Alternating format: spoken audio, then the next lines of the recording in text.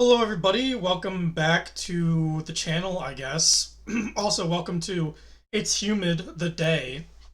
It's like kind of chilly out, yet when I walked like a tenth of a mile in jeans, I started sweating profusely. Today is very, very humid, but today I thought we'd do a bit of another bracket, maybe the last one, I'm not sure. I don't really have any ideas for brackets outside of this, but today what we're going to do is we're going to do another album bracket, and this bracket is going to be centered around a different theme. So it's not going to be centered around genre. Instead, what it's going to be centered around are all of the albums where I have either considered them for to become 10 out of 10. So these are probably all 9 out of 10s, maybe. my I can't remember. I sometimes I just forget to update my rate your music page. But either the all of these are 9 out of 10s, or these were once 10 out of 10s that I have since demoted for some reason or another. And so the whole purpose of this bracket and doing this video is to just find out, I guess, which one of these is my favorite. And unlike the Big Beat video, I don't actually have an idea of what could be the winner here. This could come down to a couple of albums. I imagine, unlike the Big Beat video, this is going to be a little less fun. So before we get into it, I need to take a drink. I just had lunch, so there's some stuff in my throat. So if I'm burping or if I'm clearing my throat a bunch, that's probably why. It's probably the lunch. It was a good lunch though. Let's zoom in and let's start this bracket. So we have Death Grips' The Money Store versus Genesis's Selling England by the Pound. Both of these are pretty great albums. Death Grips as a group has gone down to be one of the most beloved acts of the 2010s. I personally don't think that this is their best album. I have had Bottomless Pit, which I want to say was released in 2016, but I'm probably wrong. But Bottomless Pit is the album that I have at a 10 out of 10 and is my favorite record of theirs. But there really isn't. I guess if you don't include Fashion Week, there really isn't a bad record in their discography. And The Money Store here is a famous one. This is their first major label record. It's the record that came out after their mixtape Ex-Military. It's the record that everybody knows because of Anthony Fantano. He gave this the first 10 out of 10 on his channel, and it's kind of gone on to become kind of garnered like a meme status. But mostly Death Grips as a whole has kind of garnered a meme status to a degree. But this record here, The Money Store, I think I said before, released on Epic Records. I think released on Epic Records. A great record, awesome record. I've considered this for a 10 out of 10 multiple times for a few reasons. One is that it's just really bold, it's really creative. I think that the album flow is really good as well. That being said, what's held it back for me are two songs near the A side. That'd be Lost Boys and Blackjack. One of those two has some vocal processing on Ride's voice that just kind of almost renders him inaudible, and I don't really dig it. Plus, something about those tracks just don't really vibe with me.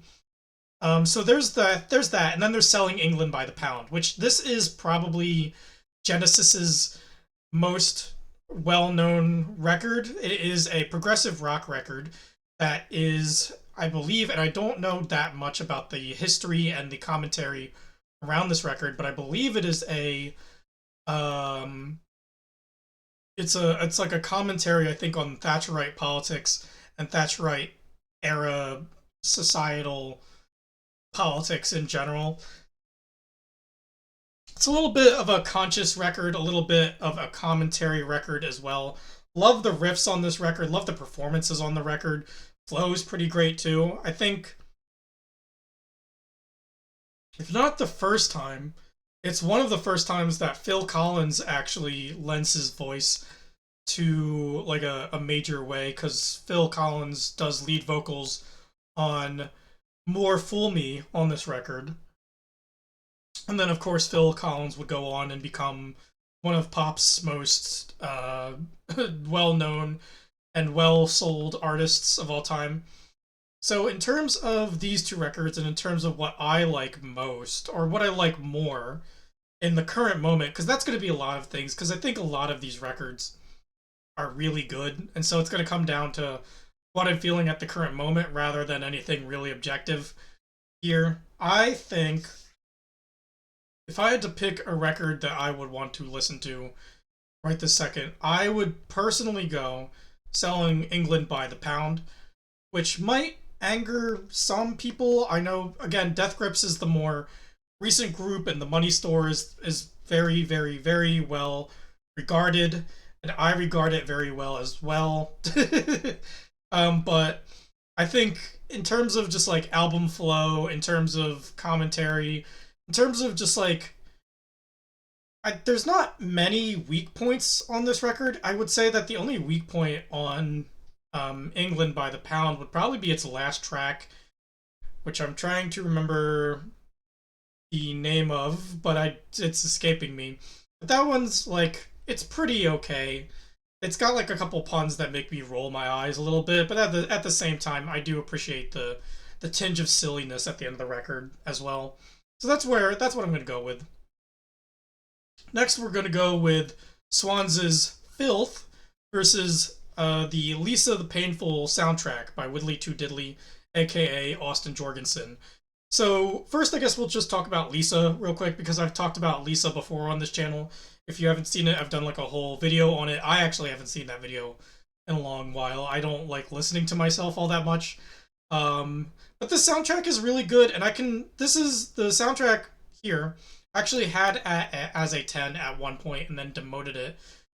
That's for a couple reasons. For one, it's extremely long. It's multiple hours long, and I just think at the time I kind of like the quirkiness of this like soundtrack, the quirkiness of the songs and everything. But the more I listened to it, or well, yeah, I listened to it a couple times past that. But again, it's really long. It's a really that makes it kind of an impenetrable record to a degree. But when I have listened to it, I've noticed that there's a lot of weak points to it as well, and to me, when I'm thinking about an album, especially a 10 out of 10 album, the whole package has got to work. And if the whole package isn't working, then obviously I don't think it can be like a 10. So while I do still really love a lot of tracks on this soundtrack, I am very confident in Lisa not really being anywhere close to a 10 at this point. Meanwhile, you have Swans' debut album here, Filth, which might be an interesting pick for a lot of people. This isn't the first album Swans fans would pick. I have To Be Kind as a 10 right now. I know other Swans fans really like albums such as Children of God and White Life to the Mouth of Infinity, if I said that album correctly. Both of those albums are okay.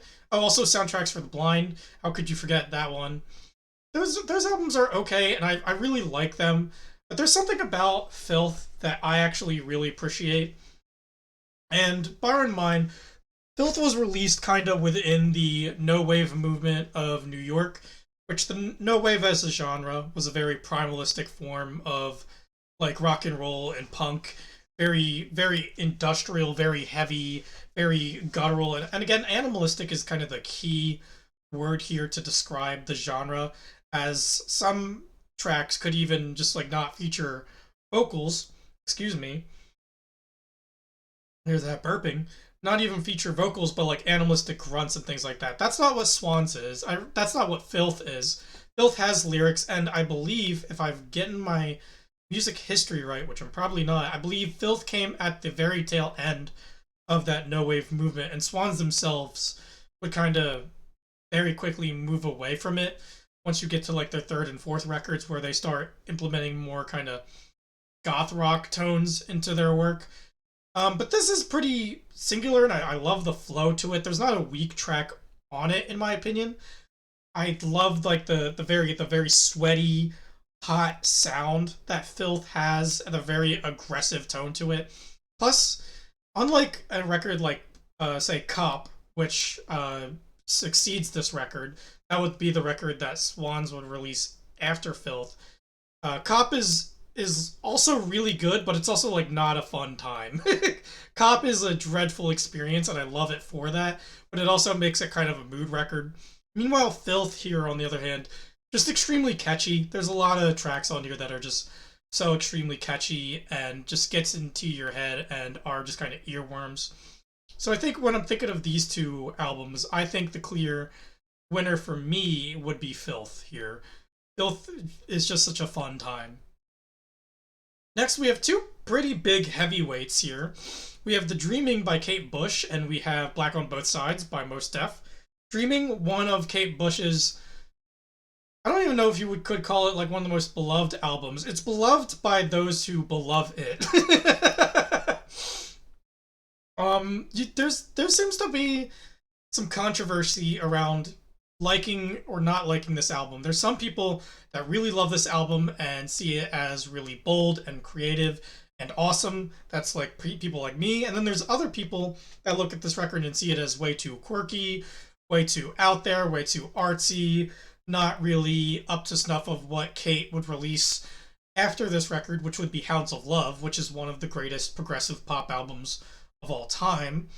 But as I said, I really love this record, and I think The Dreaming is probably one of the albums on this tier list that could actually be a 10 for me.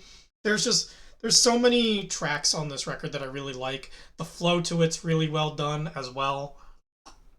So many creative song ideas.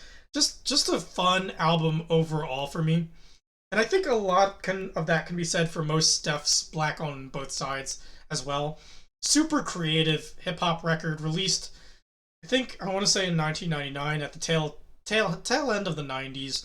Kind of ushered in kind of a new movement, helped point towards the Soulquarian movement that you would get with bands like The Roots or Erykah Badu and artists like that. But Mos Def wasn't necessarily a part of that. I mean, he was appearing on records with other people like The Roots or Common or people like that. But he was also part of like an indie boom that was happening around this time, especially since I think when did this album, I believe, released on Rawkus Records, I think. If not Rawkus, then I think maybe LP's Def Jux label, something like that. I think Mos Def and LP were like label mates is kind of what I'm trying to pull from the memory bank here. But overall great record, and if you haven't listened to this hip hop record, you absolutely should. It's extremely vital in my opinion. That being said, while I have considered it for a 10 at multiple points, there are two moments in particular that keep me from really kind of bringing it all the way across the line. One would be the multi-part song Brooklyn, which would be Mos Def's kind of ode to his city and his home and the place that he was kind of brought up in. I like Brooklyn to an extent, and then I like one part of Brooklyn. As I said, it's a multi-part song. It's a multi-part song, and it's got like three parts to it. And I think I like just like one part. The other two are fine, but really aren't up to snuff to what I'm hearing in the rest of the record. And then I would also say that while I understand the placement of the ending track, May December, it does kind of end the album off on a note that I don't think is like enough closure to it, or just like not enough for me to really leave the record in a way to where I'm just like I'm super pleased. It's a really nice instrumental, but it feels like something that maybe should have been put in the middle of the album, and maybe there should have been an actual ending track. But I'm sure many people disagree. A lot of people love Black on Both Sides, and I'm going to say again, love Black on Both Sides. I think it's an amazing record. I think you should listen to it. That being said, I think based on what I've said here, my pick for what I like more will be The Dreaming by Kate Bush. Just super great record, super awesome production, super great ideas. Just love it overall. Hey Gizmo. There's my cat on the side here. Next we have a kind of an interesting pairing probably for a lot of people because you have another extremely well loved and influential hip hop record that would be Ghostface Killah's Supreme Clientele. And then you have a record that I'm sure not many people know, which would be Hiroshi Yoshimura's Air in Resort, or just Air for short. So to kind of go over both of these records, for one, Supreme Clientele. This is Ghostface Killah's second record, I believe. First one being Iron Man, and Iron Man is a fine record if you like that kind of old Wu Tang esque sound. If you like records that were being released around the same time, like Return to the 36 Chambers or Tikal or Only Built for Cuban Links, which Ghostface Killah was kind of a co-star on, along with Raekwon. So it is kind of within that category. But after that point, Ghostface Killah went through like a couple things, and I'm not gonna lay it out in detail because I don't remember the full details. But essentially, he went through a couple things, came back, kind of reinvented his sound, reinvented his style to this more kind of stream of consciousness overflow style, where he's throwing so much at you, and that's what you get with Supreme Clientele, an album that has just so much going on that you really think that at the time that you're listening to it, you think that it's like great and amazing, and then when you actually dive into the lyrics and what Ghostface is talking about, you're like, actually, this is great, even on the non-surface level. It's a great hip hop record, and I really like it. I just wish it had less skits to it. I think the skits kind of bloat it a little bit. It's kind of why I have Fish Scale over this record for me personally, which I know could be sacrilege for a couple people, but I think for me, Fish Scale is probably the better record. And again, or not again, Fish Scale. I'm sorry, I'm like looking at my cat. He's like doing something. Fish Scale for me is a 10. This, I think, Supreme Clientele currently I have a 9, but it's a great record overall. Again, I just wish it had less interludes, less skits. And then you have Hiroshi Yoshimura's Air. So Hiroshi Yoshimura, for those who don't know, got kind of real popular within the past couple of years after his music started surfacing again on the internet. I think people were listening to tracks off of his album Green, and then also Music for 9 Postcards, which both of would eventually be released by Light in the Attic Records. Since then, we've also had releases from his catalog such as Surround and Flora 1987. And I'm trying to look over at my record collection because I feel like there's one more that got released that I'm forgetting about. I don't remember, but there's also other records that haven't been released yet that I would really like to see kind of given a digital treatment, like Wetland or Pure and Loft. And then there's Air here. Air was kind of made. So Yoshimura, an ambient music artist, he was kind of part of the school of thought of like furniture music that was started with like Eric Satie in the, I think I want to say in the early, in the early 1900s, if not late 1800s, where there was this French composer named Eric Satie. He would go and he would kind of produce music in a very lighter, more ambient style. And he's kind of like the grandfather to like ambient music in a lot of ways. And one of the things he would do is he would create music that would be played in the backgrounds of like furniture stores. And I believe he called it furniture music at the time. Again, I'm not a music historian, so I'm probably getting that wrong, but it's something like that. And Yoshimura was kind of the same thought process. Any album he released outside of like Green or Flora was normally part of something else. For example, Music for 9 Postcards was kind of made for a contemporary art exhibit, or at least based off of one, and was released for the Wave Notation series started by Satoshi Ishikawa. There's Wetland, which was also part of a multi-disc set. This record here was done in collaboration with, I believe, a perfume company in Japan at the time, or something like that. Because how this record was released is a very interesting story. This record was released in a paper bag, so you would get the record in an insert, and then the cover would not be like your normal cardboard cover here. Just get a random record out. We'll talk about this one later. But you get like a cover and everything. It's cardboard and everything. But Yoshimura and company, the company he was working with, they released it in like I believe a biodegradable plastic bag instead.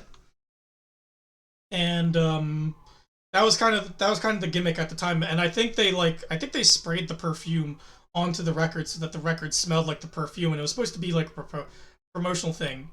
But because Air got tied up in like that kind of business deal, I imagine it's hard for whoever's handling the Yoshimura estate now to release it without getting permissions from that company to do a release on it. So I imagine that's why we haven't really gotten a digital release of it, which is a shame because as I've put it on this list, I think it's incredible. I think it's one of Yoshimura's best works. It's a very minimal record, a lot of nature sounds, which can be a bit of a kind of a cliche within ambient music, putting nature sounds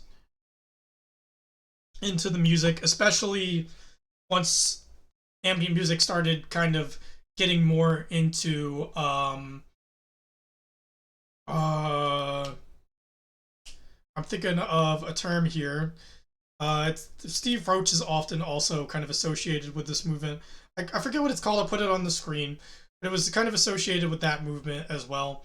But I love how the ambient sounds are kind of incorporated into these very minimal keyboard and piano tracks here, and I think the whole vibe of this record is just extremely pleasant, extremely airy, and I just again, I for me, Yoshimura is just such a great artist. I really love a lot of his works.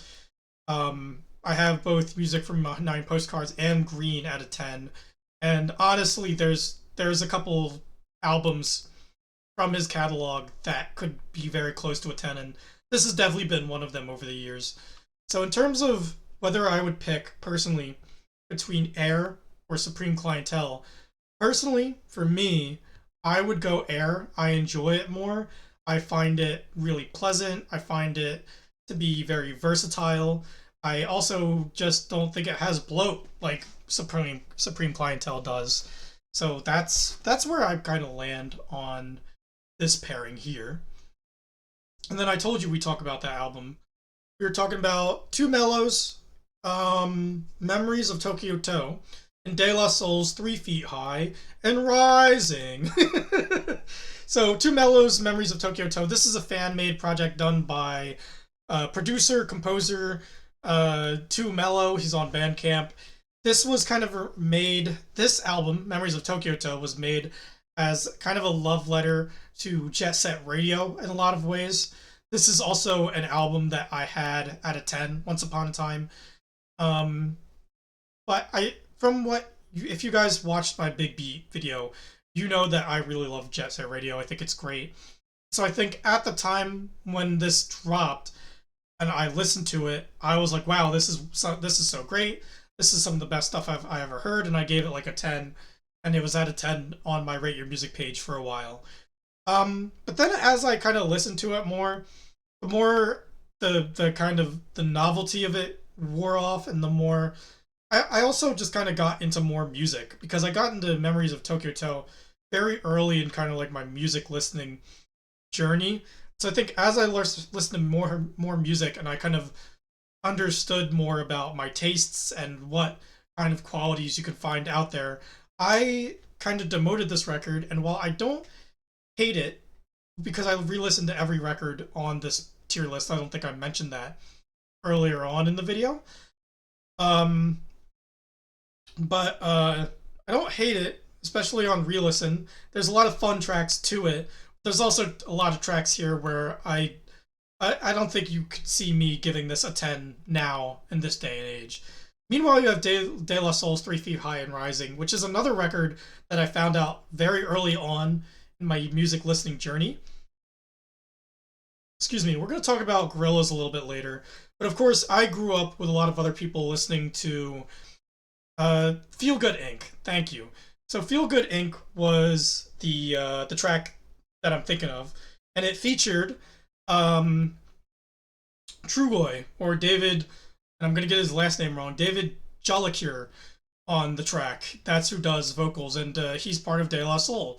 And so early on in my music listening journey, some of the first artists I listened to was Gorillaz, and then I found out that there was this group called De La Soul, and so I bought a De La Soul CD from like a local library, uh, or maybe not even a local library. Maybe I just got this off of like BarnesandNobles.com. I can't really remember, to be honest. It's been years, but I've lived with 3 Feet High and Rising for a long time, and ever since I listened to it, I've really loved it. I've never been able to really give it a 10 out of 10, mostly because, again, skits are. Some of the skits are really funny on this record. Some of the other skits, especially toward the back end, start to get a little bit filler, in my opinion, especially like the orgy one, or the one where it's like roll call, or like do as De La says, or something like that near the end of this record. So there's that.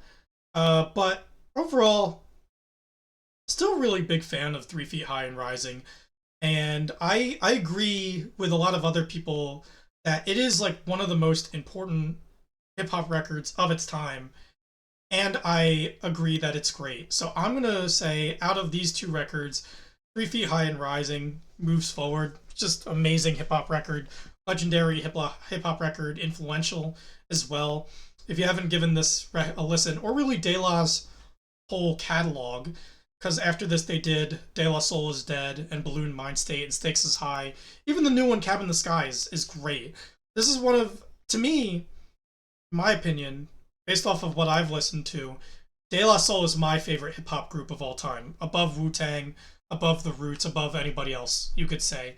To me, De La is just, they've done no wrong. So that's where I would put. That's what I would say with this pairing. Next we have two '80s records. I think Remain in Light. Did Remain in Light release in 1980 exactly? If so, then Fear of Music is Talking Heads 19, like a late 1970s record. Because trying to remember, you had Talking Heads debut, which was 77, Talking Heads 77. Then you had More Songs and Food with Brian Eno, which was their first collaboration with Eno. And I don't remember when that released. And then you had the second collaboration with Eno, which is this, Fear of Music, which is often regarded as one of the greatest albums of all time. It is extremely beloved in the world of like post-punk and rock music in general, dance music too. Extremely creative, kind of like an aha moment for Talking Heads. In a lot of ways, you can hear kind of their African music influences, kind of seeping into this record. You also have just like a lot of really danceable grooves, and Eno's production on here as well. Really, really, Eno himself. Really, if you haven't listened to Brian Eno, you really should. You should definitely listen to like his solo records and his ambient stuff. Really great stuff here. But the production work he does on Fear of Music is really creative and really atmospheric at the same time.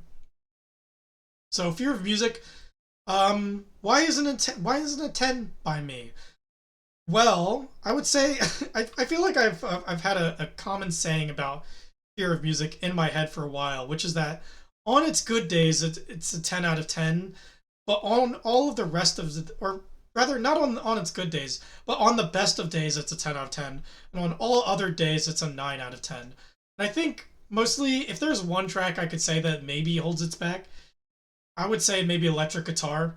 That one to me still kind of, I like it, but the lyrical content to me just kind of boggles my mind, because I don't think that rock music was necessarily being persecuted around Fear of Music's time. It would eventually in the 80s, as the Satanic Panic would kind of catch the nation by storm. Maybe they were kind of referring to reactions to punk music as a whole, but I don't know. It's just a little boggling to me. But overall, Fear of Music, still a great record overall. And then you have another great, amazing post punk record, kind of folk punky as well. That would be the Pogues' Rum, Sodomy, and the Lash.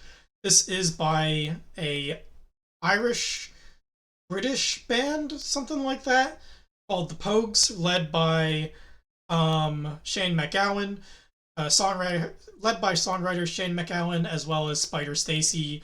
I think wrote a couple songs as well.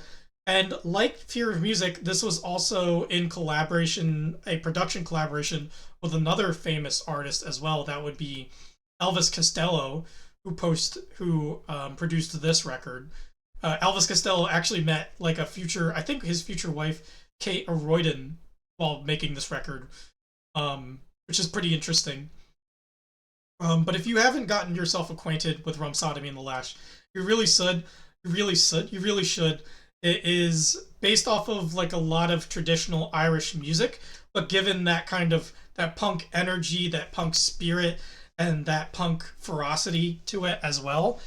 It's also a record that is kind of like an anti-war record in a lot of ways. There's a lot of tracks here about war or about, especially I feel like this is a record kind of specifically about World War One, I think, which is really interesting. But overall, also can't not mention Shane MacGowan's writing, which is just beautiful on this record. It's some of the best writing I've heard on an album, and I mean, again, kind of like Fear of Music, on its best days, it's a 10 out of 10 for me. And I think, thinking about it, I think Rum Sodomy has more best days for me at times than Fear of Music. Fear of Music is very good, but the problem with Fear of Music is that Remain in Light would be released right afterwards. And then right after Remain in Light, you have another 10 out of 10 record for me, which would be Speaking in Tongues. So for me, Talking Heads best material would had been yet to come. Meanwhile, the Pogues here kind of deliver a statement that really kind of stands on its own and is just, again, I think this album is incredible. And as we get further along in this tier listing, I could see this moving even further up. We'll see. It's going against 3 Feet High and Rising, so that's going to be kind of an interesting pairing. But that's what I'd go with between those two records. Next, we have Terry Collier's Occasional Rain versus a record that should be familiar to anybody who watched the Big Beat bracket. That would be Chemical Brothers' Dig Your Own Hole. I believe I've talked a lot about Dig Your Own Hole in the past. It is a record that I've considered the Chemical Brothers best for a while, up until recently. That is until I've really kind of thought about it, and I don't really like two tracks in the middle of the record. That would be Don't Stop the Rock and It Doesn't Matter on this record, or on Dig Your Own Hole, which I don't really like. But overall, one of the best Big Beat records of all time, and certainly an extremely bold and absolutely interesting dance record as well. I do think that this belongs in the conversation as like some of the best dance records ever to be released, especially like 90s electronic dance music. Dig Your Own Hole definitely belongs in part of that conversation.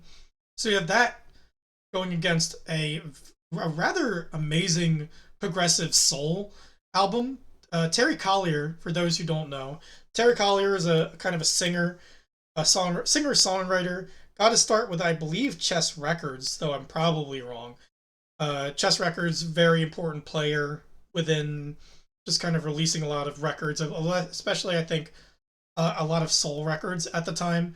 Then he left, and I think this album, I want to say Occasional Rain was released on Cadet Records, is what it was released on. And if you haven't heard this record, or really any of Terry's four records, that would be the New Folk Sound of Terry Collier, I Just Can't Help Myself, and What Color Is Love is the record, and then Dancing Girl opens up the record. That's where I'm getting mixed up. But Terry's voice, absolutely beautiful.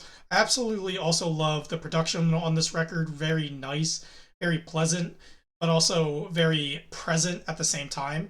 And then as for the lyrical content, Terry gives us a lot to chew on, rather it be lyrical content about relationships or lyrical content about kind of racial relationships at the time as well. This is a record I just kind of love listening to and love listening to Collier's voice and his soulful approach to his sound. I just again as a songwriter, I really appreciate him as well. This Occasional Rain to me, I think I would put it over Dig Your Own Hole because for me, I think that in terms of like the most solid record, I think that Dig Your Own Hole is probably the more um how would you describe it? The louder record, the more kind of obviously like showy album, I guess you could say. Meanwhile, I think Occasional Rain here is a little bit more subtle, and I think it just a little bit more of a grower for me, in my opinion. So that's where I would go on that pairing. And then we have the final pairing on the left side of my bracket here. That would be REM's debut album Murmur versus the very beloved Blonde by Frank Ocean. So Murmur, very beloved record, super influential when it comes to alternative rock.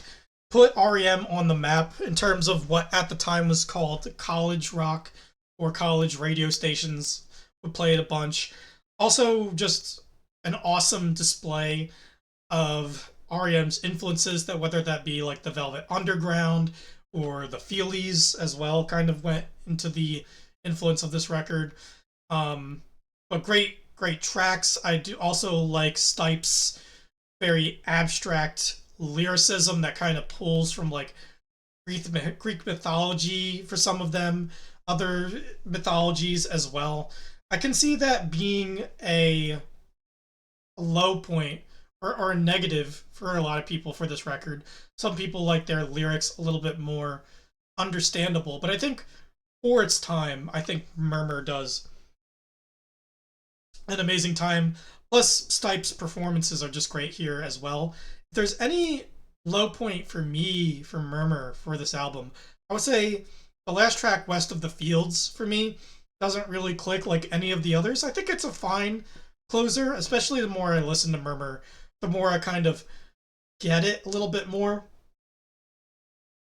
But it still kind of holds it back for me. Meanwhile, you have Frank Ocean's Blonde, which is a record that a lot of people will say is like one of the greatest records of the past of the 2010s. Anyway, I gotta say the past decade because like we're now in the second half of the 2020s, which is kind of weird to think about. But this album has a super huge fan base, including younger me, as I originally had Blonde as a 10 out of 10 on Rate Your Music for a while. But as I've kind of grown with this record and listened to it more, the more I just find that it's just not a record for me. There's some production or not even some, there's a lot of production ideas on Blonde that are extremely bold and forward thinking and still have yet to be kind of replicated in a way that feels right to my opinion. There's not really a record like Blonde for me, but I just don't. I used to be able to like emotionally kind of connect with this album in a way, but now maybe I'm older and I kind of look back on that time. I see it more as kind of like teenage melodrama more than anything. Plus, there's like some lyrics on this record where it's just like very clearly not in relation to anything whatsoever in terms of like the mood or anything. I don't know. There's some weird lines on this record that kind of stand out to me. Some weird kind of lyrical themes at times. So for me personally, well, I know a lot of people would go Blonde over Murmur. For me, I would go Murmur over Blonde. I would say Murmur is the much more solid album here, and the album that I like the most out of these two.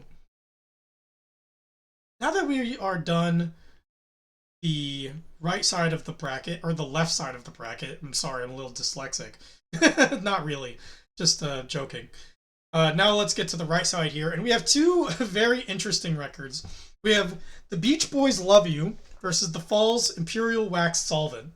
So if you don't know about the Beach Boys Love You, I would highly recommend checking out the Elliot Rodger video about this record. It can do a lot better job of going over the background and the history and the analysis on this record than I could.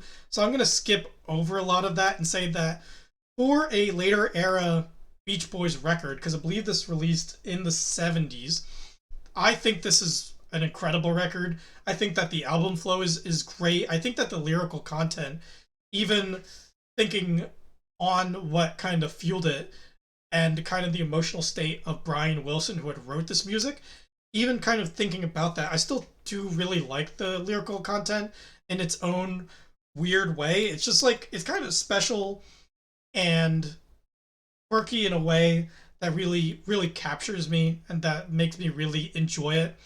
At the same time, just kind of thinking about Brian's mental state at the time, I can also see how this album can be very delusional in its thought process and even kind of problematic when it comes to certain tracks. If you know, you know. Also, a kind of a precursor to synth pop in a way. There's some people that even will label the Beach Boys Love You as the Beach Boys' punk record in a way, which I think is going a little bit too far, but I can also kind of see it.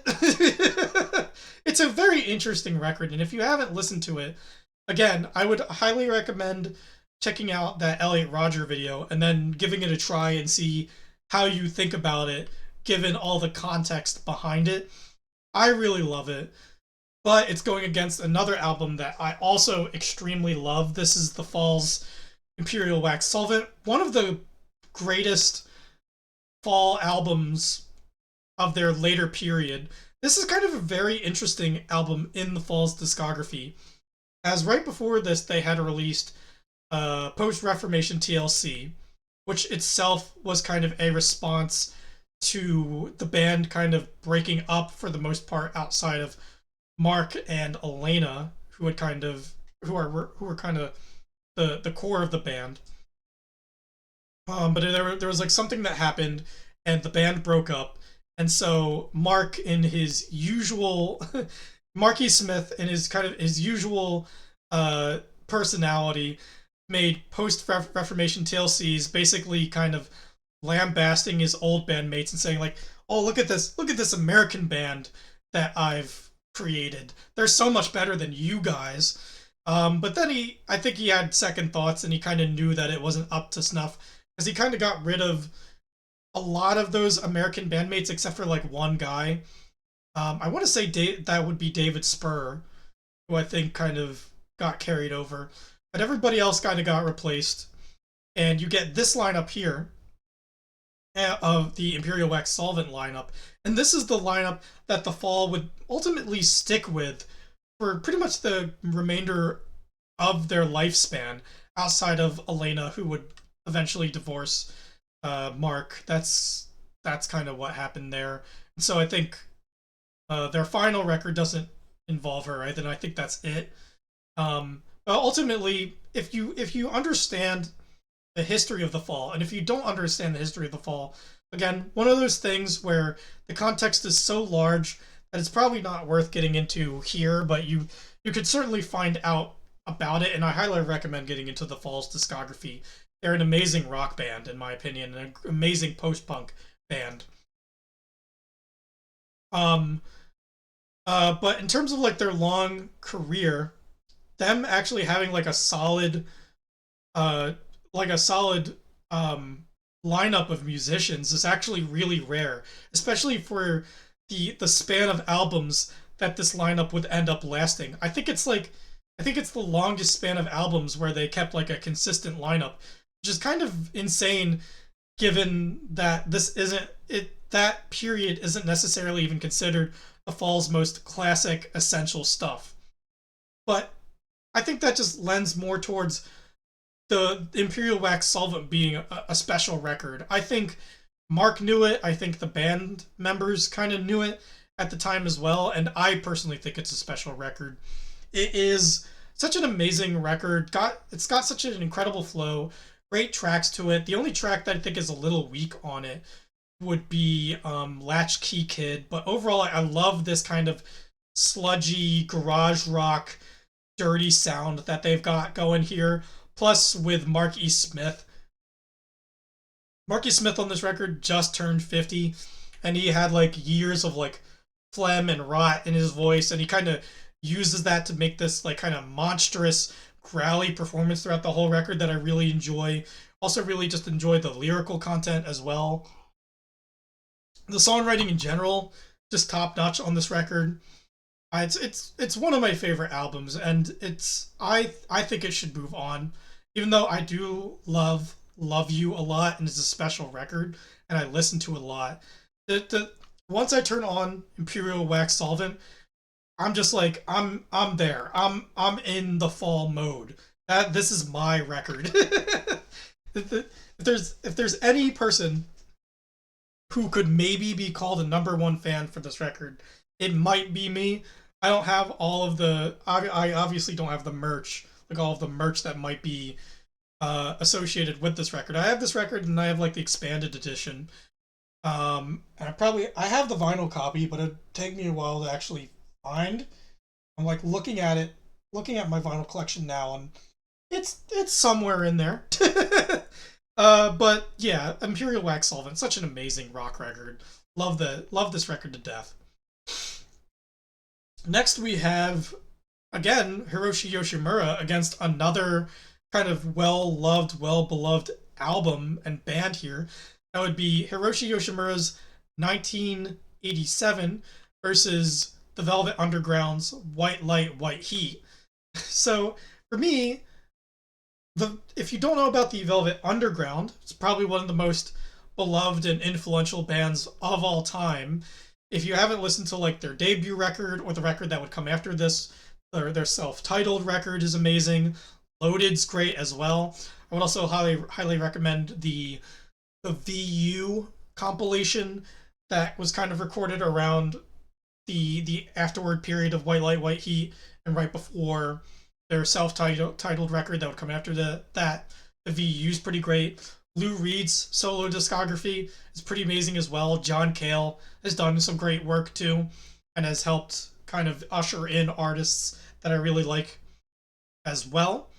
White Light, White Heat, though, not my favorite Velvet Underground record. This is their noise rock album. It's very loud, very aggressive, and I do really like that about this album. If only if it weren't for The Gift, which is an amazing track on this album. But if you're not aware of The Gift is a album where there's two different things going on in each separate ear. One is a story being told, and then one is just an instrumental jam track. And it's really good. I especially really like the story. Lou's lyrical writing, especially during the Velvet Underground, is pretty incredible. And it's a great story song, but kind of sandwiched between this kind of loud, messy record. I don't know, it's fine. But ultimately, I think that's the only thing holding me back for White Light, White Heat, because otherwise, this is like, for a lot of people, this is as essential as anything else the Velvet Underground would go on to release within their very short lifespan. So you have that, and then you have the recently re-released Flora 1987 by Hiroshi Yoshimura, also just kind of known as just Flora. This is an interesting album within Yoshimura's catalog. As I mentioned as I was talking about Aaron Resort, most of his albums were created with some sort of partnership or something in mind to where there's like another element to it. But Flora is not one of those. Flora was an album that was never, I think, and again, I'm trying to remember the backstory to it. Maybe it was finished, but it never released during Yoshimura's lifetime. Just for some reason, he just never saw fit to actually give it a commercial release. And as such, for a while, or not for a while, for his entire lifespan. This just never released up until he had passed in, I think, the early 2000s. Yoshimura passed. And then this album finally got released on CD in the early 2000s, like right after his death. And then recently, the Yoshimura estate saw fit to give us a re-release of this record, where you can now find it on Bandcamp, and it's a pretty amazing record.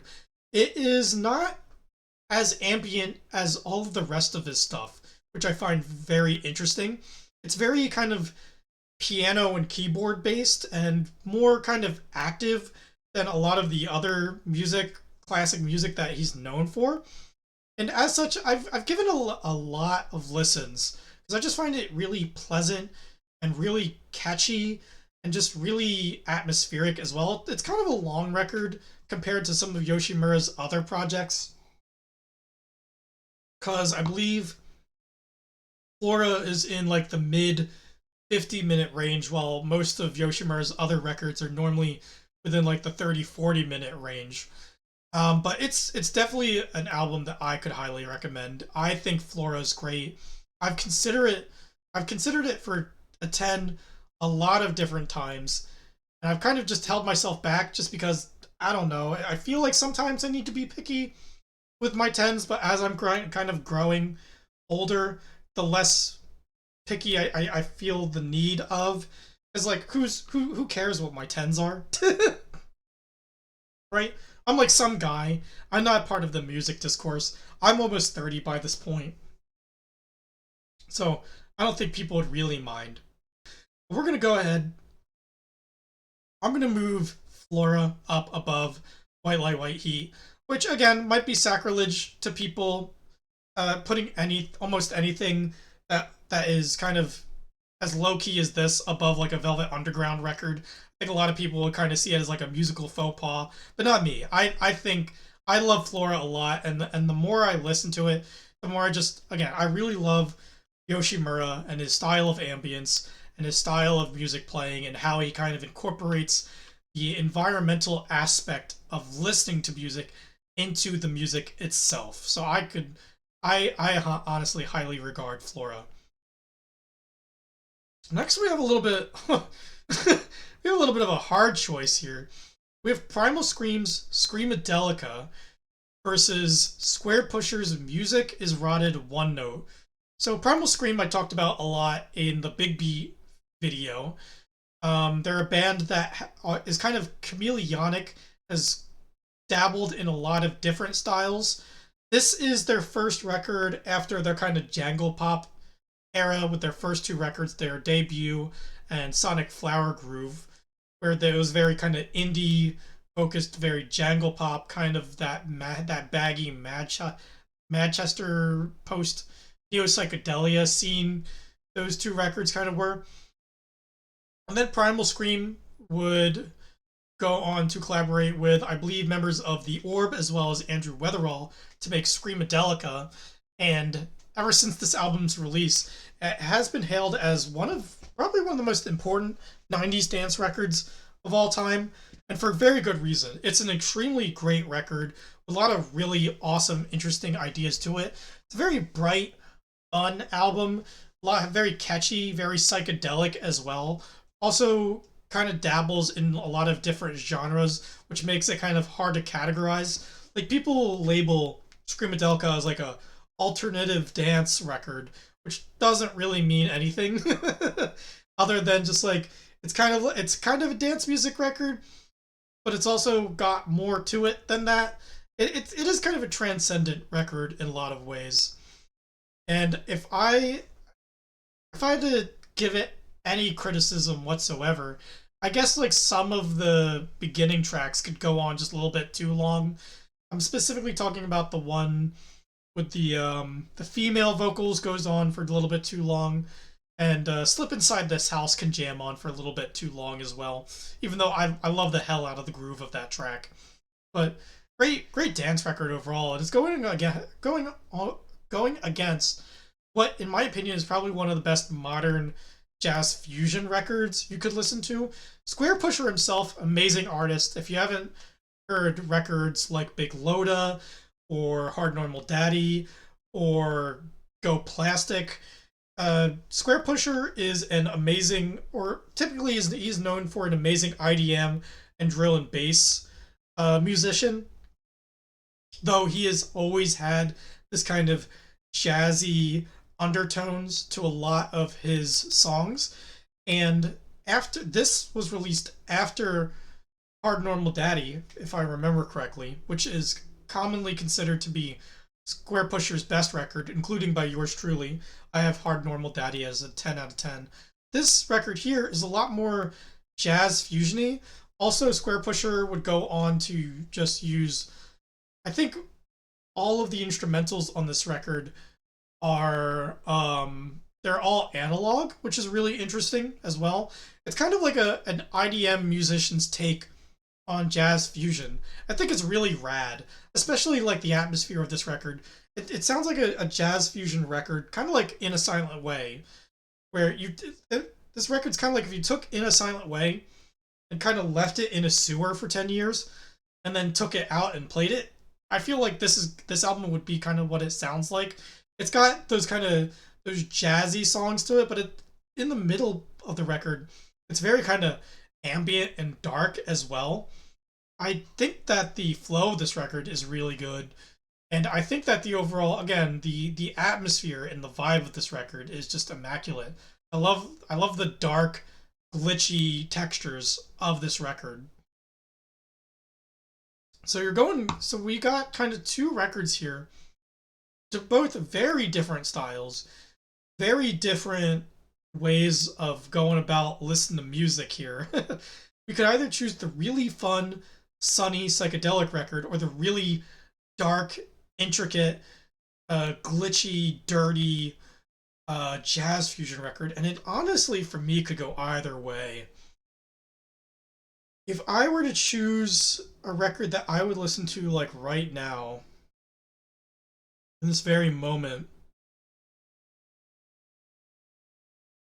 this is a hard one. This is the hardest choice I've had thus far on this tier list.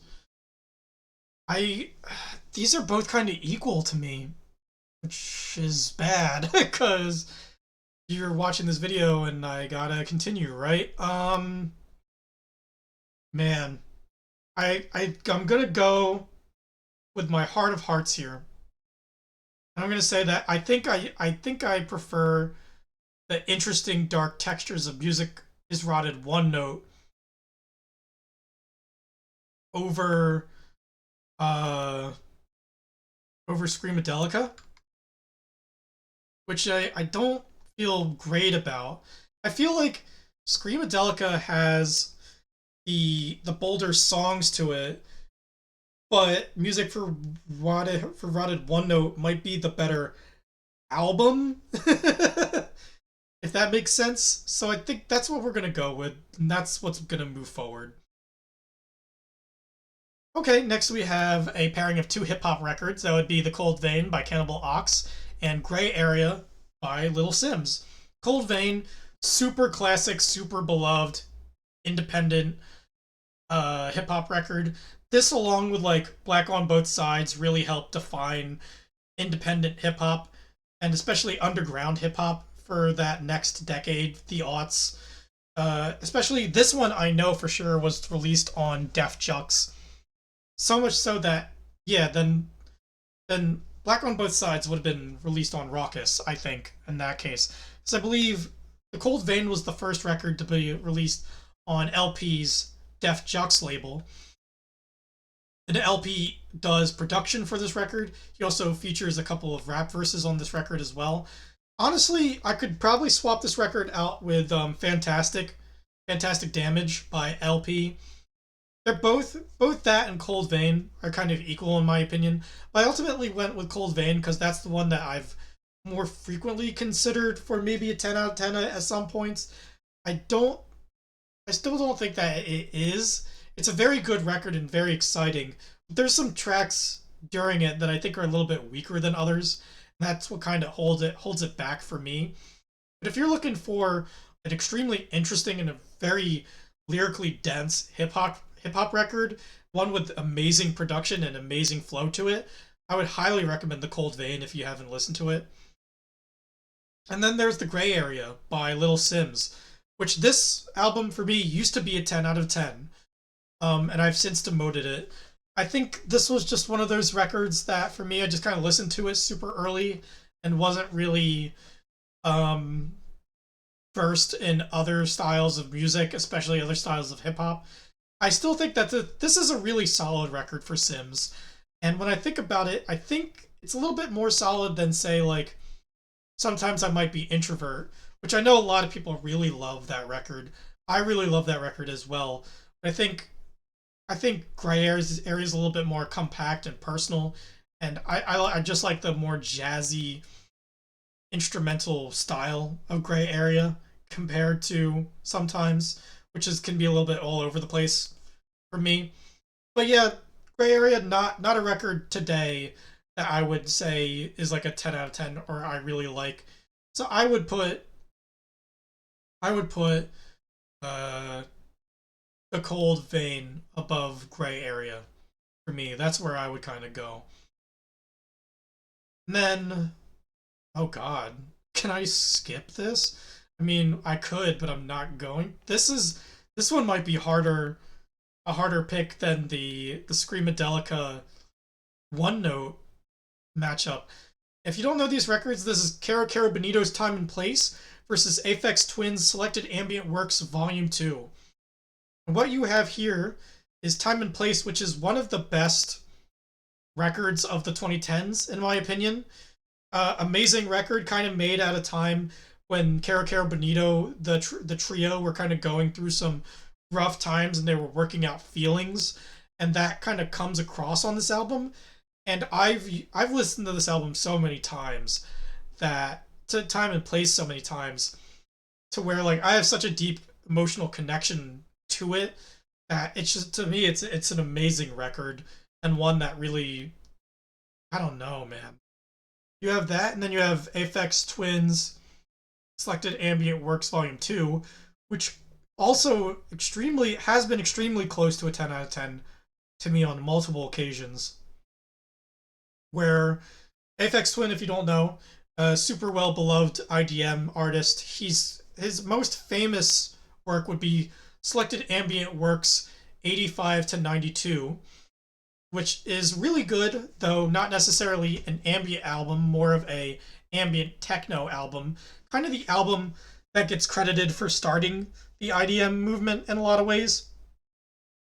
Also a huge album for Warp Records, which would go on to be a major player in the IDM movement.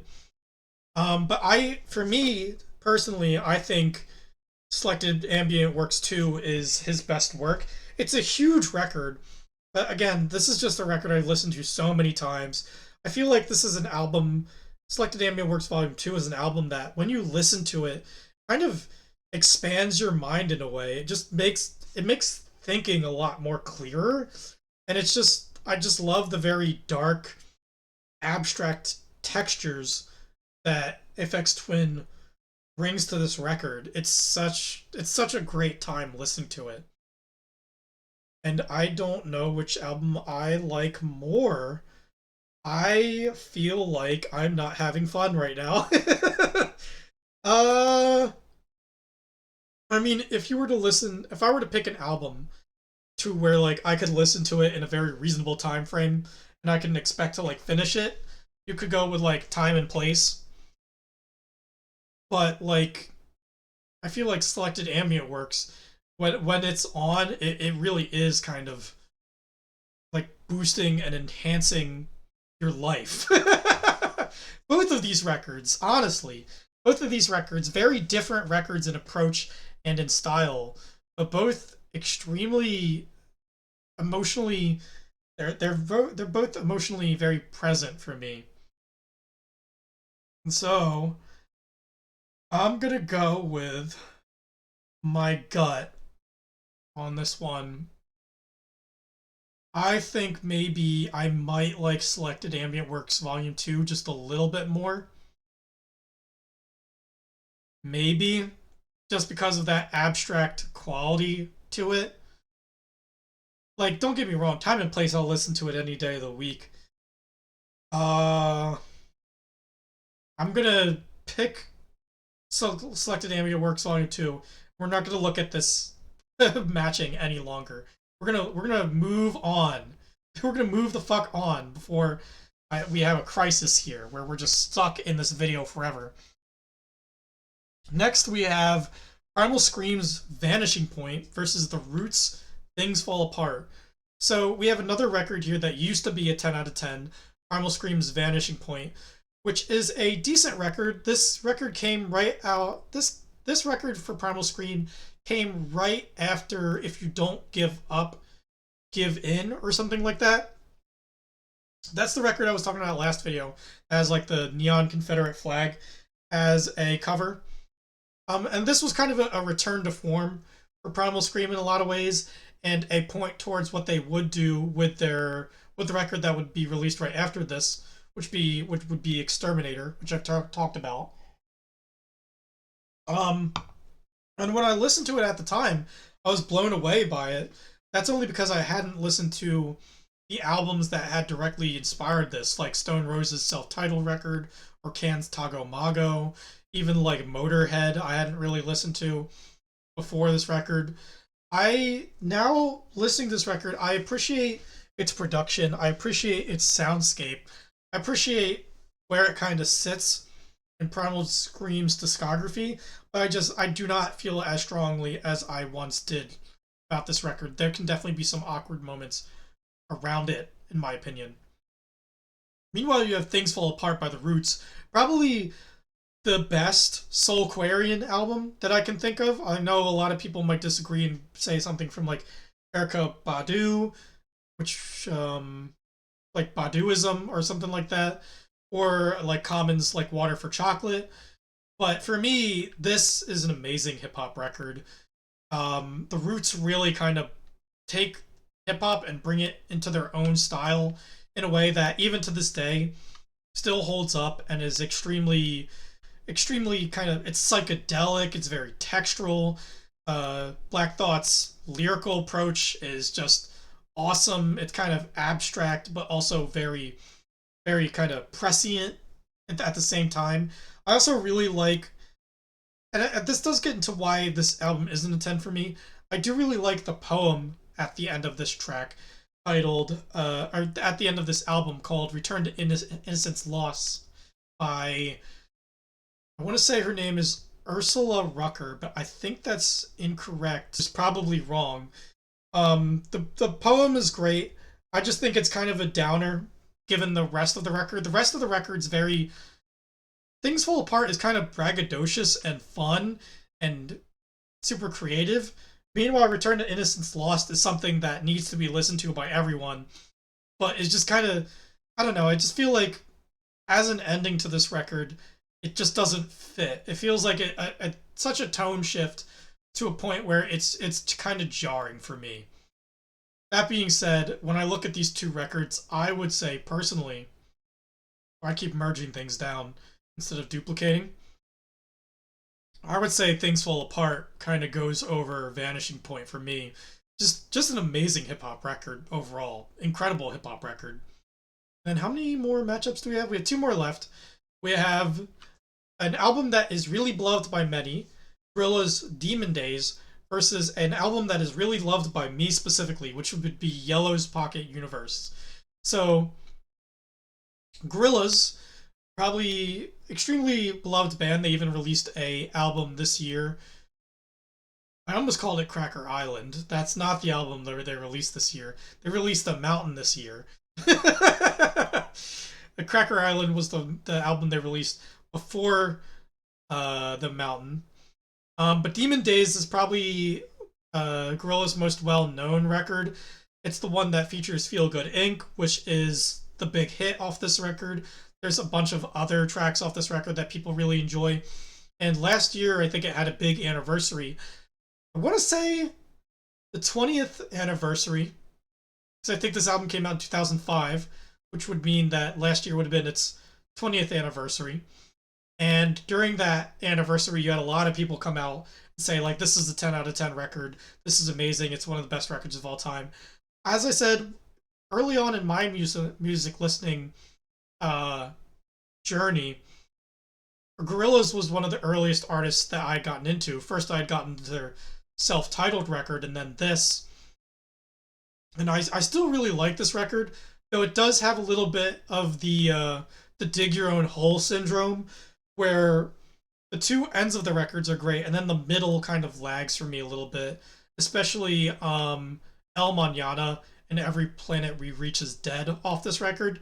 To me, doesn't really vibe. But yeah, those two tracks don't really vibe with me. But overall, I would still say it's a great record. For me personally, it's not a 10. That's my own personal experience. I just can't gel with that middle portion of the record. But still, Demon Days is still I would call an essential record. And then you have Pocket Universe, which no one's ever heard of. In fact, few people have even heard of Yellow. So who's Yellow? Well, Yellow is a duo made up of Boris Blank and Dieter Meyer. They are typically labeled a synth pop group, though I think that's a little bit reductive to call them just that. They were very early on in like electronic music and created their trajectory in music is one of the most interesting I've ever run across. They have such an interesting catalog of music, especially for me, their early stuff is really great. Records like Clear OKC and You've Gotta Say Yes to Excess, great records. But for me, their 10 out of 10 record would be Stella, which contains like their one and only hit here in the US. That would be Oh Yeah. And if you don't know that track Oh Yeah by Yellow, just search for it on YouTube and play the first few seconds. You'll instantly recognize it. You've heard it in movies before. It's like one of those songs that's just been in like movies and has been used to represent a specific mood. I actually found out about Yellow from the YouTuber Todd in the Shadows. He did a one hit Wonderland on Oh Yeah. And that's how I got into Yellow. And I was like, this album's too weird for me. This duo is too weird for me not to look into. And so I got into their entire discography and I just fell in love with Yellow. But that being said, why is Pocket Universe here? Nobody's ever heard of this record. This is not part of their classic early period, the period that seems like for the fans of Yellow that do exist, all 100 of us, if that.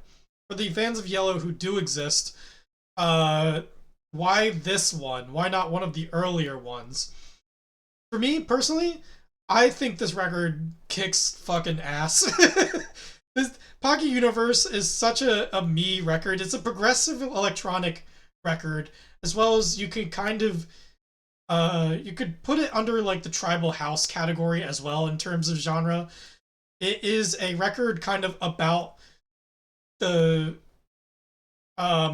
it's a record about magic and about the wonders of the universe and about the Big Bang specifically. The two tracks that bookend this album that are narrated by Dieter Meyer are just it's so good. This album's such an experience for me. That for me personally, I think it's such it for me it just sticks out in Yellow's discography and it's such a significant record of theirs.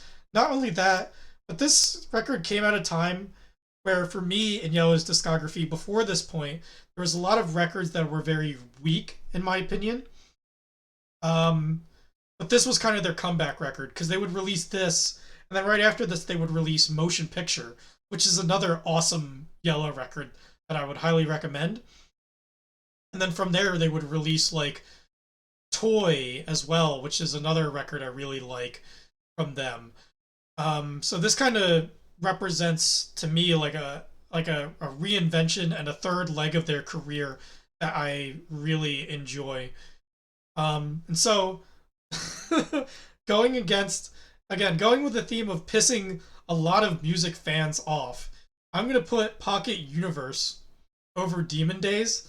In terms of enjoyment factor, in terms of what I like, and in terms of like what I think is the more solid record, I'm gonna go with this record that no one's heard of that's got the weird DIY guy on it. because again, I think this record's amazing. It's a once in a lifetime experience. If you haven't listened to it, if you haven't listened to Yellow, highly recommend getting into their discography.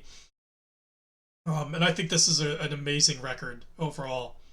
And then I think we have what is the final matchup for round one of this tier list. Or do I keep calling this a tier list? This is a bracket. God damn it. Um, that would be the Aria the Natural soundtrack. Aria the Natural Do, I believe, against Tom Waits's Mule Variations. These are two records that I also really, really enjoy. This is now the third matchup here where things are getting hard. Things are getting really hard. So you have Aria the Natural. If you don't know what Aria is a manga series that can be described as like life as described as slice of life or iyashikei. It involves like these female gondoliers in Neo Venezia, which is kind of like this replica of Venice, Italy, on this complete other planet. And it's just got such an amazing vibe to it. Most people most likely know Aria from its anime, especially the character Alicia, who would often go Ara Ara, which is a big thing in the anime community. Especially, I watch a lot of VTubers, and so I know Ara Ara is like a thing that like a lot of people really like. They really like the mommy Ara Ara stuff. And I don't know if the character of Alicia from Aria was the originator of that, but she was one of the major big proponents of that. Um, but Aria had an anime. Its first season does have a soundtrack just called Aria the Animation. Then came the second season, which was Aria the Natural, which was named as such, I believe, because the staff of the anime found it more natural to work on the anime a second time around for a second season than they did the first. From what I remember reading somewhere, it sounded like they just had a smoother time with the second season of the anime than they did the first. And I think that in terms of the soundtrack here, which was done by a group of Japanese musicians called Choro Club, who often emulate, I think it's a Brazilian style of music called choro, with I think it's like a wind instrument and wind instrumentalist. I think it might be, I don't want to say like saxophone or some, I don't remember, but his name is like Senu, Senoo. And so it's both of those guys, Choro Club and Senu, who contributed to this soundtrack. And it's just such a mood piece, such a vibe. Whenever I want to feel like I'm having just like a good, relaxing day, I turn this on, and just the flow of it's really great. The tracks are really great. The production on it, really beautiful. You also get like a bunch of different flavors as well. It's not just like this one note Muzak piece. Excuse me. Excuse me again. It really is like an album that I've fallen in love with over the years. And I think the only thing that's really holding me back on it being a 10, I don't know. Maybe it's just like a self-conscious thing again. Maybe it just doesn't feel like it, but I don't know. That could probably change. And the same could be said about Tom Waits' Mule Variations as well. This is one of the greatest Tom Waits records of all time, and that's saying something given Tom Waits' entire discography. Before this point, Tom Waits has had an amazing career, a very well trodden career by this point. Of course, you had his earlier Barfly stuff like Closing Time, or the Saturday Night record, or Blue Valentine, which are great records. And then you had like kind of his aha moment where he really established his sound as an artist. Records like Rain Dogs and Frank's Wild Years and Bone Machine. And then there's this leg of his career, which you can kind of call like his third leg here, where I think this record is the first record he would release for Anti Records, because the first one I know he was part of Island Records, and then I forget what the other record company he was a part of. Um, it was like Island Records and then something else, and then he signed to Anti Records, and he would release this. He would also release Real Gone under that label as well, which I really like. But this record's really interesting for Tom. Tom normally picks or at least I find that the best Tom records, the best Waitsian records, if you will, pick like a theme or like a musical theme or musical aesthetic and kind of sticks to it for an album. Almost kind of like how a director would create like a period piece. That's what I feel like Mule Variations is for Tom Waits. It's very much like his period piece album, especially since a lot of this album kind of takes place in like the Dust Bowl and the Bible Belt and has like a lot of like Catholic themes to it. Also, a lot of themes of just kind of living within your means as well. Very earthy album as well, very soulful album, especially toward the back end. This gets this album starts getting really heavy in a way that I just really enjoy. Some of Waits's most I don't want to call it his most earnest songwriting because I don't think that's true, but maybe some of his most I don't know what you would call it, emotional songwriting, emotionally engaging songwriting. There's so many great lyrical nuggets on this record. And this is another record for me that has been so close to a 10 for many years. And if there's any reason why it hasn't been, I think it's mainly just because of uh maybe Get Behind the Mule, maybe, which goes on for a little bit too long. I think that might be the only criticism I have for it. And even then, it's not that long of a track, especially compared to like Sins of the Father off of Real Gone, which I think is like 15 minutes long or something like that. It's such a long track. Um uh but in terms of like the album that I like most from this duo, I think I'm gonna have to go with my boy, the guy who I have three 10 out of 10 albums with and could possibly have a fourth. I think Mule Variations kind of moves ahead here, just because of that that lyrical content, the the the the the adherence to a lyrical aesthetic is great as well. The Period Piece vibe to it too. I just think it's a great record, so I think that's what moves forward for me. And thus we have our first round of the bracket all done. So now that we've kind of gone through each record, we can now move a little bit faster here and figure out what goes on to the third round. So let's go here for our first matchup, Selling England by the Pound versus Filth. So you have progressive rock versus very animalistic, repetitive rock, which is interesting. And each of these also kind of a commentary of their place in time. I didn't really go over with it on Filth, but Filth was made during a time in New York where things were where things were not looking very good in terms of like the status of the city. So there's a couple of tracks off of Filth that are like commentaries on that, even if the minimal lyrics are a little bit tough to decipher at times. But in terms of what album I like more, what album would be closer to a 10 out of 10 for me? I think for me, if I'm picking, I would go. For me, I think the album I like more out of these two, I think, is Selling England by the Pound. It's just a little bit bolder, a little bit more catchy. Again, love the riffs on this record. Love the progressive structures on it. Just overall great, awesome, exciting record.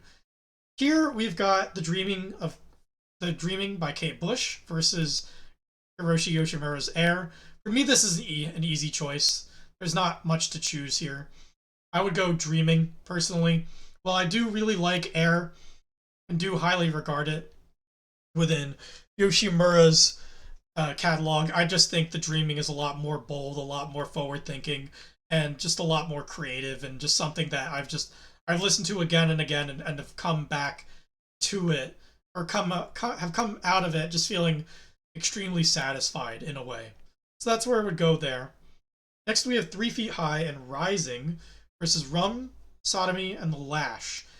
And while I do owe a lot to De La Soul, and I do think that it is an amazing hip hop record, 3 Feet is, I would go Rum, Sodomy, and The Lash, just strictly based off of Shane MacGowan's writing on this record, which is just incredible.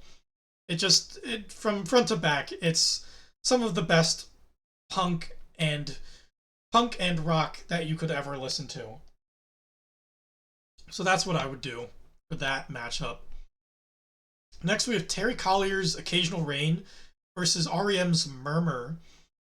And I would go, this is the last of the left. This is the last of the left. And I would go, personally, with Occasional Rain.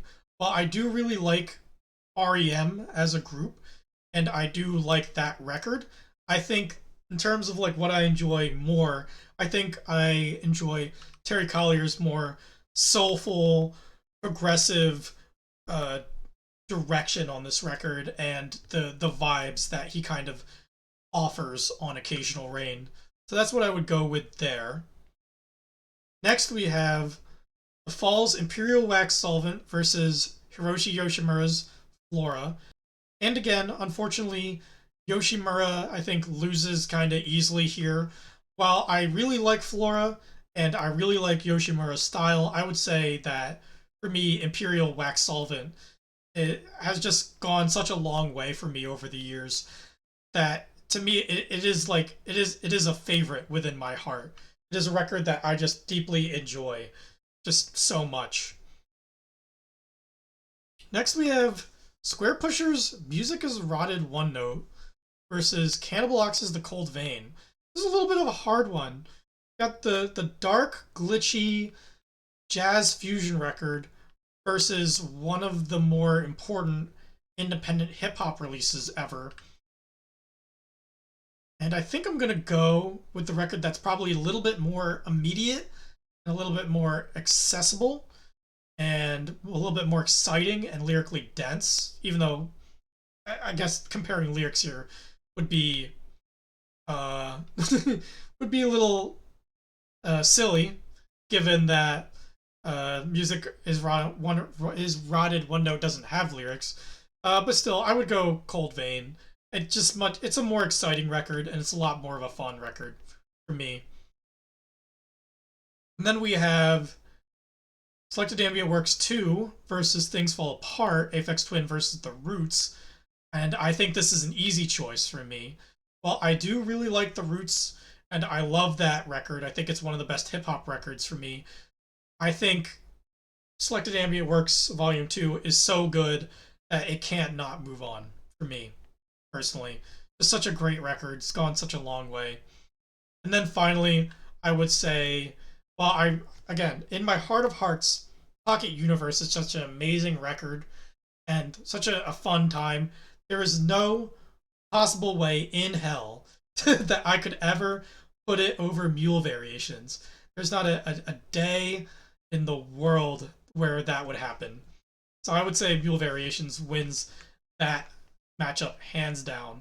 So there you go. We got the final 8 now. Final 8 records here. Some great records. Let's continue.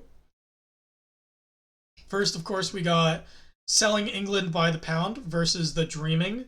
And again, this is going to be a little bit of an easy choice. While I do really enjoy Selling England by the Pound and think it's pretty incredible, love those riffs, love that commentary, The Dreaming is just such an important Kate Bush record for me that it's going to take a pretty special record to beat it. So we'll see what it goes against here. So we got Rum, Sodomy, and The Lash versus Occasional Rain. And I think, for me, I would go Rum Sodomy and the Lash. Again, McGowan's songwriting on that record and just like the coherency and the consistency of the record and the flow of it. It's just so exciting and so fun that I think comparing it to like Occasional Rain is such a soulful record and it is such a pleasant time, but Rum Sodomy and the Lash it just is such a riot and such a well written riot at that. I think it moves on in my opinion. Next, we have the Falls Imperial Wax Solvent versus the Cold Vein. This is an easy one for me. I'm going to go Imperial Wax Solvent all the way down. I just, again, it's one of the best rock records for me. It's one of the best fall records, and a record that I've just listened to so many times that I can't.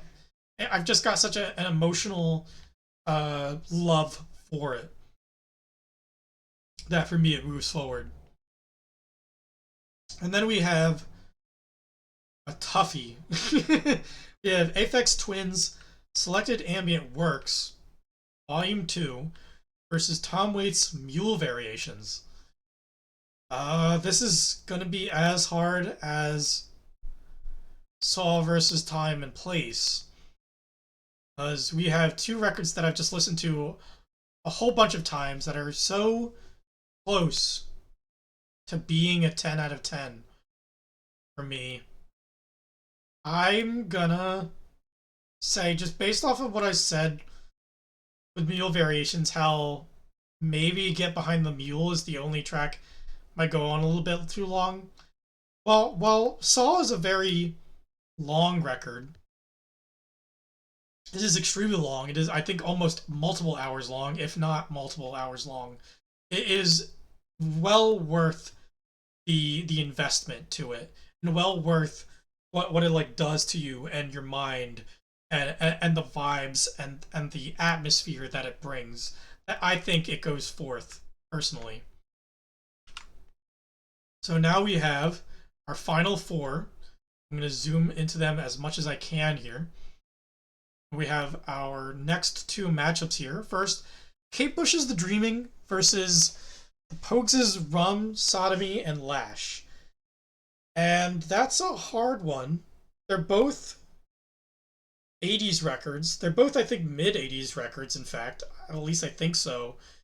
Both extremely creative, both lyrically top notch, lyrically dense, both extremely fun, really bold as well. I think, in terms of like the record that I think I think I prefer Rum Sodomy and the Lash. Yeah, I think I prefer that record because I just again it's so much fun. It's got so much great writing to it. I love the arc that this album takes with its lyrical content and where it eventually ends up. Well, I think The Dreaming is one of the best records of all time. I think Rum Sodomy and the Lash just has like a tiny bit more to offer. That's where I'm going. And then we have the Falls Imperial Wax Solvent versus Aphex Twins Selected Ambient Works Volume 2. So you have one of the best rock records versus one of the best ambient records. This really comes down to preference. And not even just like general preference, but like second to second preference. Like, what am I feeling this second?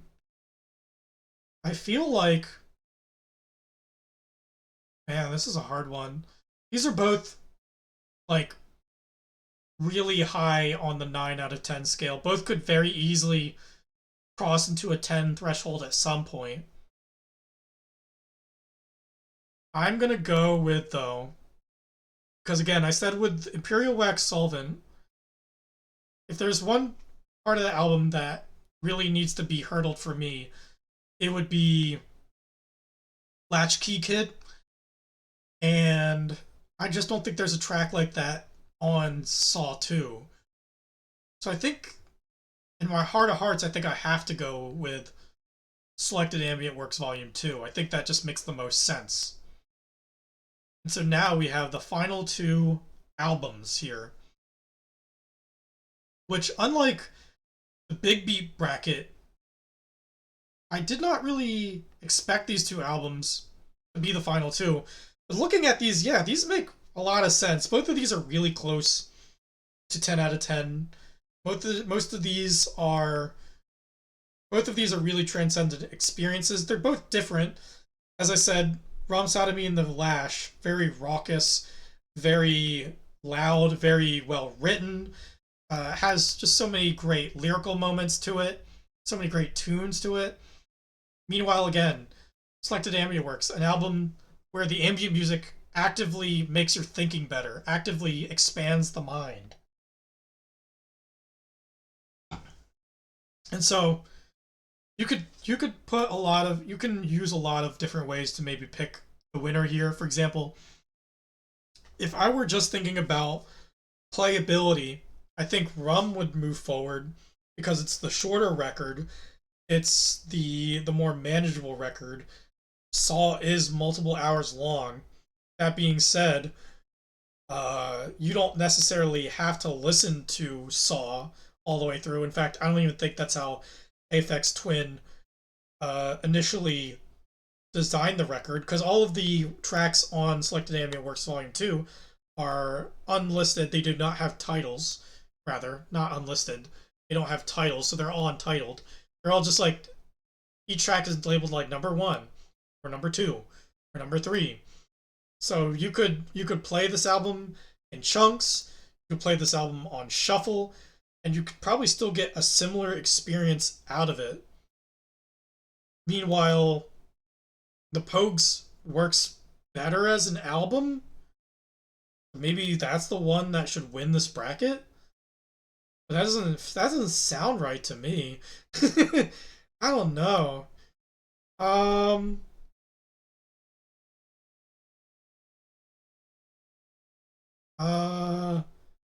It's like Selected Ambient Works too. There's just such a mood to it. There's such an atmosphere. It's huge. It's large, and it's the winner, I think. Out of these two records, I think I like Selected Ambient Works Volume 2 more. So I think, yeah. Yeah, as I'm saying it, the more it makes sense. Because, like, well, I really like Rum Sodomy and the Lash, and I think it's an amazing rock record, one that you should absolutely listen to. The effect that Selected Ambient Works can have is just such a transcendent experience that I can't help but think that maybe it wins in that matchup, and that it wins in the bracket.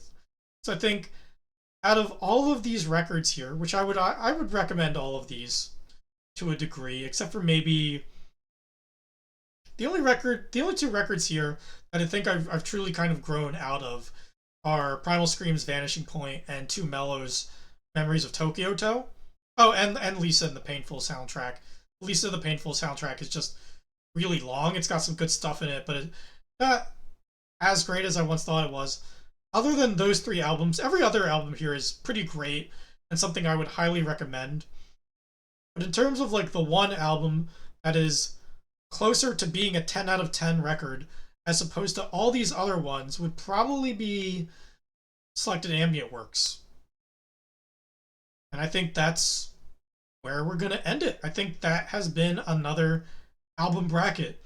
As I said, this might be the last one. I don't really have another idea for an album bracket past this point.